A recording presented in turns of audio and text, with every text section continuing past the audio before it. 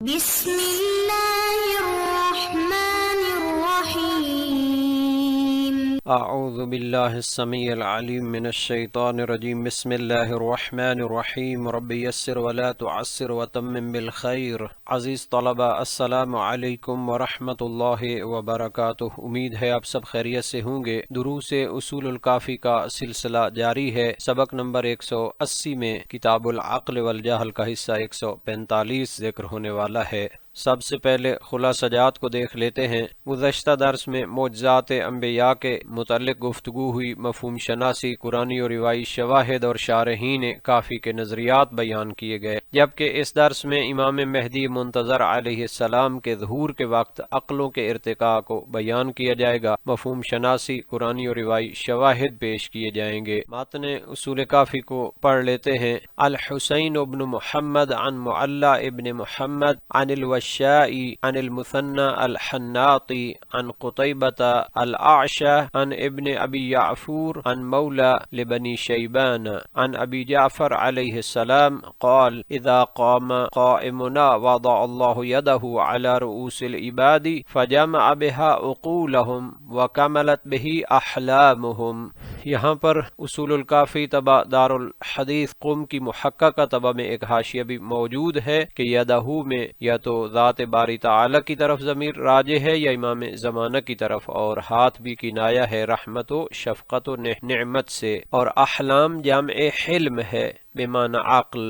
جہاں تک اس حدیث کے معنی کا تعلق ہے تو فرمایا امام باقر علیہ السلام کا فرمان ہے کہ جب ہمارا قائم قیام کرے گا تو اللہ تعالیٰ اپنا دست رحمت بندوں کے سروں پر رکھے گا، پس اس کے ذریعے ان کی عقلوں کو یکجا فرمائے گا۔ وَكَمَلَتْ بِهِ أَحْلَامُهُمْ، اور ان کے فہم و شعور کو کامل کر دے گا۔ یہ اللہ کا ہاتھ کنایہ ہے الہی تائید، نور ہدایت، ولایت خاصہ اور فیض ربانی سے۔ قیام کے بعد عقلوں کا ارتقاء، امام نے خبر دی کہ ظہور کے دور میں انسانوں کی عقلیں بلند، لطیف اور کامل ہوں گی۔ عقل کا اجتماع یعنی حقائق کی صحیح شناخت، باطل کے شبہات سے نجات، فکری انتشار کا خاتمہ، انسانوں میں باہمی ہم آہنگی ہوگی، یعنی لوگ حق کو حق اور باطل کو باطل خوب وضاحت سے سمجھیں گے۔ اس میں جو تعبیر ہے وضع اللہ یدہ، تو اہل بیت کی تفاسیر کے مطابق ید کا لفظ تجلی رحمت، عنایت خاصہ، ولایت امام کا نور، علم و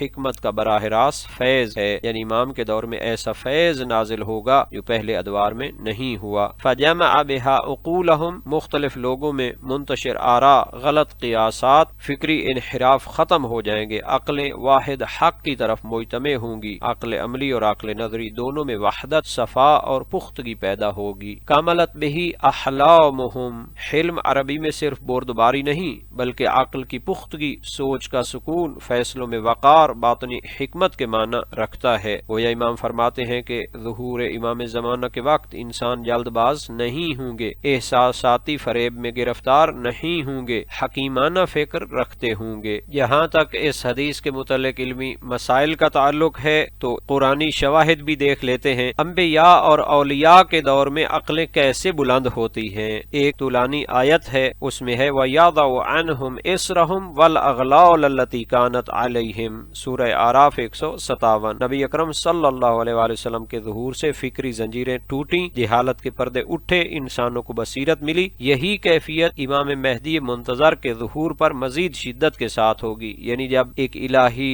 نمائندہ خلیفہ الہی کا ظہور ہوتا ہے تو اس وقت انسانوں کی عقلوں میں ارتقاء پیدا ہوتا ہے، جہالت کی زنجیریں اور پردے ختم ہو جاتے ہیں۔ نیز نبی اکرم کے بارے میں جو فرمان ہے یعلمہم الکتاب والحکمہ، الجمعہ، نبوت کا بنیادی مقصد علم و حکمت کا تعلیم دینا ہے، یعنی عقلوں کی تکمیل ہے۔ جب نبی اکرم تشریف لائے تو اس سے پہلے لوگ تہذیبی اور فکری طور پر بالکل پست تھے، مگر چند ہی سالوں میں فقہا، حکماء، عرفاء بن گئے۔ اسی طرح سورہ مریم 12 میں ہے وَآتَيْنَاهُ الْحُكْمَ صَبِيًّا، حضرت یحییٰ کو حکم بچپن میں ملا۔ حکم عقل کامل، فہم عمیق۔ یہ آیت ثابت کرتی ہے کہ الہی فیض سے عقل کا ارتقاء فطری عمر اور دنیاوی تعلیم سے بلند ہو سکتا ہے۔ سورہ کہف 65 میں ہے وَعَلَّمْنَاهُ مِن لَّدُنَّا عِلْمًا، حضرت خضر کو ربانی علم دیا گیا، یہ علم عقل کو غیر معمولی طور پر بلند کرتا ہے۔ امام مہدی منتظر کے دور میں یہی علم لدنی عوام تک پھیل جائے گا۔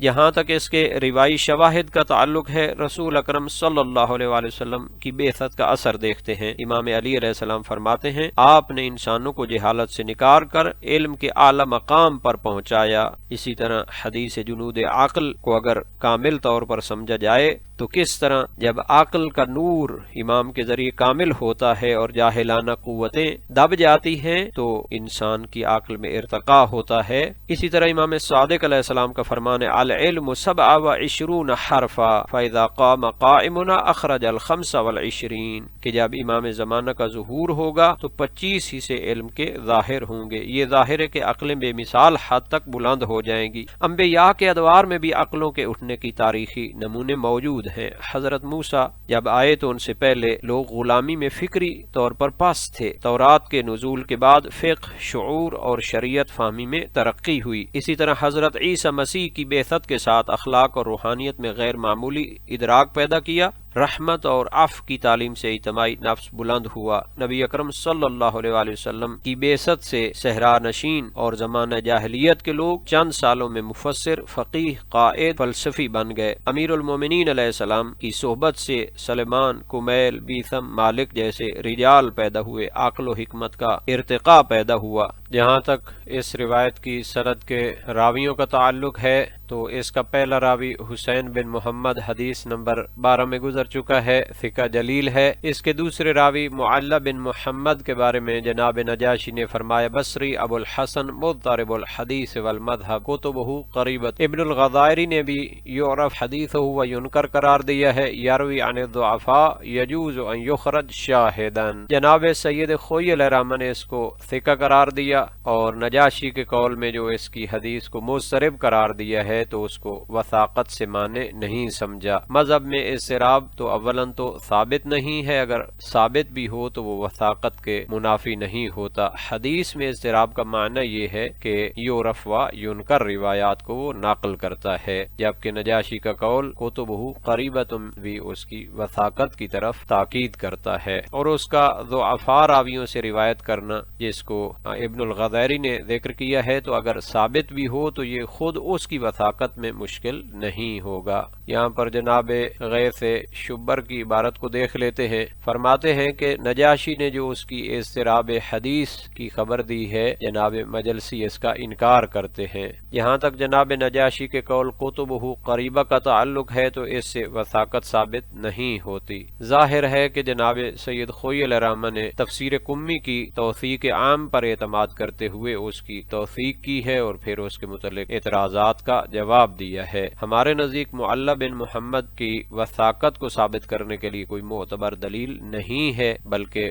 فرمایا ہوا علی الارجح ضعیف، فقط مجہول الحال نہیں ہے۔ اس روایت کا ایک راوی وشاہ ہے، اس کا پورا نام حسن بن علی وشاہ ہے اور یہ جلیل القدر ثقہ راویوں میں سے ہے۔ اس کے متعلق جناب کشی نے بھی روایات نقل کی ہیں۔ جہاں تک وشاہ کے متعلق تفصیلی منابع کا تعلق ہے تو موسوعۃ و طبقات الفقہاء میں انہیں فقہاء میں شمار کیا ہے۔ اس کے مشائخ کا بھی ذکر فرمایا ہے۔ وشاہ کا معنی ہے بیع الوش، یعنی یہ ریشم سے بننے والے کپڑوں کا کاروبار کرتے تھے۔ خزاز بھی ان کو کہا گیا ہے۔ بائع الخز یعنی کپڑوں کی ایک قسم ہے جو کہ اس کا کاروبار فرماتے تھے۔ اسی طرح موسوعۃ و طبقات الفقہاء میں مزید اس کے بارے میں روایات بھی نقل کی ہیں، اس کے شاگردوں کا بھی تذکرہ فرمایا ہے اور اس کی کتابوں کا بھی ذکر فرمایا ہے۔ کتاب ثواب الحج اور کتاب نوادر اور کتاب مسائل رضا علیہ السلام اس نے تالیف کی تھی۔ ان کے متعلق تفصیلی تحقیق کے لیے رجالی منابع کو دیکھ لیتے ہیں۔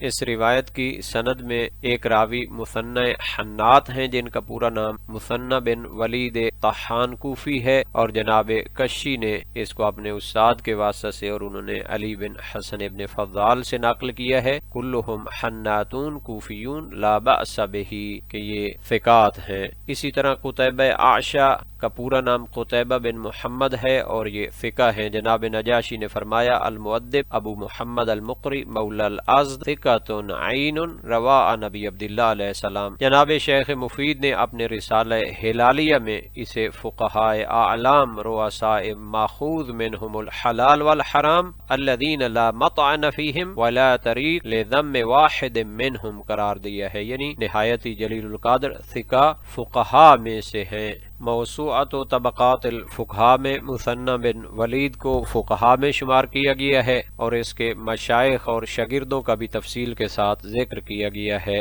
یہ ان کے بارے میں رجالی منابع ہیں، تفصیل ان میں دیکھی جا سکتی ہے۔ جہاں تک قتیبہ بن محمد ازدی عائشہ کا تعلق ہے تو اس کو بھی جلیل القدر فقہا میں شمار کیا ہے اور اس کے اساتذہ اور شاگردوں کا بھی ذکر فرمایا ہے۔ عائشہ کے متعلق بھی رجالی منابع کو دیکھ لیتے ہیں، ان میں تفصیلات موجود ہیں۔ اس روایت کا آخری راوی ابن ابی یعفور ہے، ان کا نام عبداللہ ہے اور وہ ثقہ جلیل ہے۔ جناب نجاشی نے ان کو تذکرہ فرمایا یکن ابا محمد ثقۃ ثقۃ جلیل فی اصحابنا کریم علی ابی عبداللہ علیہ السلام ومات فی ایامہ وکان قارئا یقرئ فی مسجد الکوفہ۔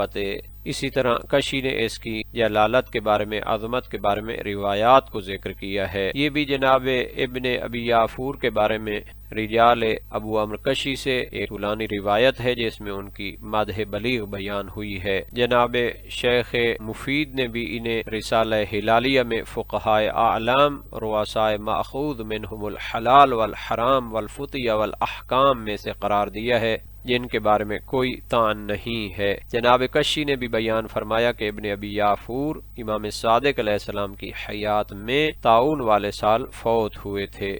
موسوعۃ و طبقات الفقہا میں جناب ابن ابی یعفور کو جلیل القدر فقہا میں شمار کیا گیا۔ ان کے اساتذہ اور مشائخ اور ان کے شاگردوں کا بھی تفصیلی ذکر موجود ہے اور ان کی کتاب بھی ذکر کی گئی ہے۔ جہاں تک ابن ابی یعفور کے متعلق رجالی منابع کا تعلق ہے تو ان میں تفصیلات ذکر کی گئی ہیں۔ آج کے سبق کا خلاصہ دیکھ لیتے ہیں۔ حدیث کی سند اور متن کے متعلق گفتگو ہوئی، اس میں اس مطلب پر تاکید کی گئی ہے کہ ظہور کا مقصد صرف عدل سیاسی نہیں بلکہ عقلوں کی تکمیل بھی ہے۔ امام کے دور کا سب سے بڑا معجزہ علم، حکمت اور عقل کا انقلاب ہے۔ انسان جذباتی فریب، سیاسی دھوکے اور فکری انتشار سے محفوظ ہوں گے، ہم آہنگی، یکجہتی اور اجتماعی فکر کی وحدت پیدا ہوگی۔ امام کا فیض نور ولایت کی طرح عقلوں میں سرایت کرے گا، دنیا میں فلسفہ، فقہ، سائنس اور روحانیت نئی بلندی کو پہنچے گی، اور یہ سب اللہ تعالیٰ کے فیض و کرم سے ہوگا۔ اس درس کے متعلق تمرینی سوالات کو دیکھ لیتے ہیں اور اللہ تعالیٰ سے دعا کرتے ہیں کہ ہمیں قرآن و سنت کو سمجھنے اور ان پر عمل کرنے کی توفیق عطا فرمائے۔